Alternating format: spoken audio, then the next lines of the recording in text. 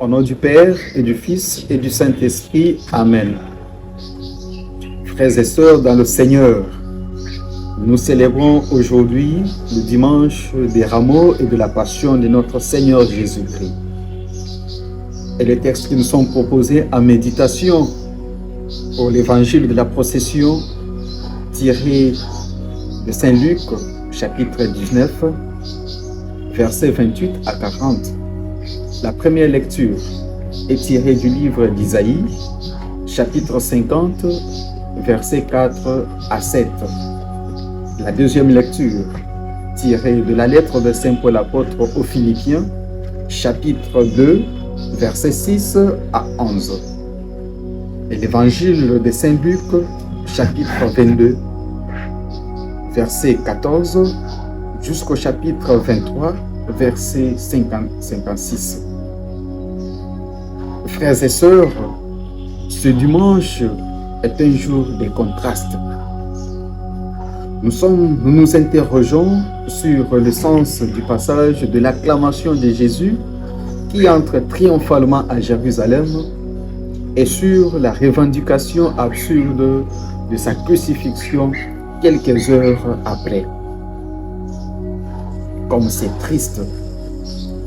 Je nous invite, frères et sœurs, à nous poser la question de savoir, sont-ils ou pas les mêmes qui crient « Hosanna au fils de David » et après, ils crient « Crucifie-le » ou bien sont-ils différents?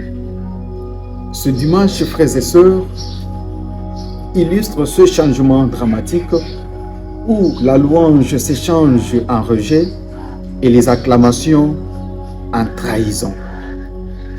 En effet, les foules ont accueilli Jésus, voyant en lui un sauveur politique qui les libérerait de l'oppression romaine. La foule pensait que Jésus allait renverser leurs ennemis, mais Jésus avait en tête une autre révolution très différente. Pas une révolution politique, non plus celle armée comme nous les voyons aujourd'hui, mais une révolution du cœur. De ces faits, lorsque la foule s'est réalisée que Jésus n'avait pas l'intention de devenir le roi qu'elle voulait, les cris de louange se sont transformés en demande de sa mort. Jésus n'était pas venu établir le pouvoir terrestre, mais inaugurer le royaume céleste. À cet effet, pour notre méditation, je nous invite à méditer sur 3 typologies de foules. La première est celle des fidèles et des amis de Jésus. La deuxième est celle des ennemis de Jésus. Et enfin, la troisième, celle des indécis.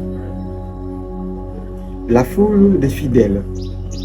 Ce sont justement ses amis, ses disciples et tous ceux qui l'ont aimé, ceux qui l'ont suivi, ceux qui l'ont libéré des esprits impurs. Leurs acclamations au fils de David ne s'échangeront jamais en cris, en crucifix. La foule des ennemis, ce sont justement des pharisiens, des scribes, des grands prêtres et des faux prophètes. Depuis longtemps, ils cherchent à éteindre la lumière de Jésus. Ils n'ont pas crié « Hosanna au fils de David ».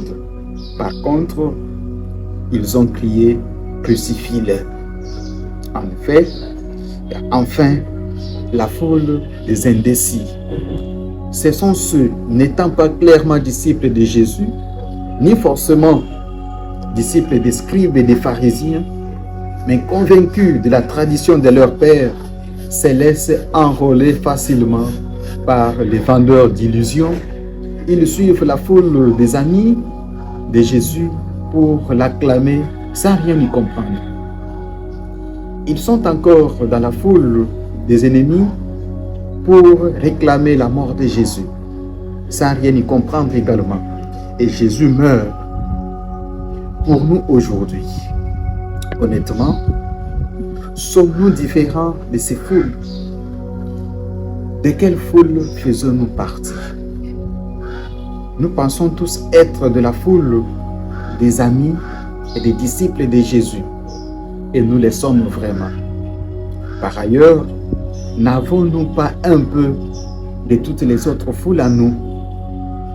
N'avons-nous pas un peu de la foule des ennemis de Jésus à chaque fois que les enseignements de Jésus remettent en question, remettent en cause notre confort? Combien de fois crucifions-nous Jésus dans nos choix quotidiens par l'égoïsme, l'indifférence ou toutes sortes de péchés? Frères et sœurs, ne faisons-nous pas partie de la foule des indécis quand nous mélangeons toutes les pratiques qui se présentent à nous, quand nous changeons d'église à église, quand nous fréquentons des lieux ésotériques, quand nous avons un pied derrière Jésus et un autre derrière les attirances du monde, quand nous sommes toujours dans les mensonges, dans la corruption, le tribalisme, le régionalisme, le racisme et dans toutes sortes d'antivaleurs. Réfléchissons un peu, frères et sœurs, à la manière dont nous pourrions ressembler à ces foules. Y a-t-il des moments où nous crions « Hosanna » du bout des lèvres, où nous vivons comme si nous appelions à sa crucifixion par nos actes? Nous devons examiner nos cœurs et nous demander, suivons-nous exactement Jésus ou cherchons-nous à obtenir simplement ce que nous désirons de lui? Même dans sa passion, Jésus reste notre roi. Il nous montre que l'amour n'est pas seulement une question de triomphe, mais aussi de sacrifice et d'humilité. Ne nous contentons pas d'être des adeptes de Jésus qui les loue pendant le beau temps et le rejette un instant après. Que le Seigneur nous aide à nous libérer de toutes les pratiques qui continuent à le crucifier aujourd'hui, afin que nous puissions voir la lumière de sa résurrection. Qu'il nous accorde la force de lui rester fidèle, même quand les choses semblent être difficiles. Amen.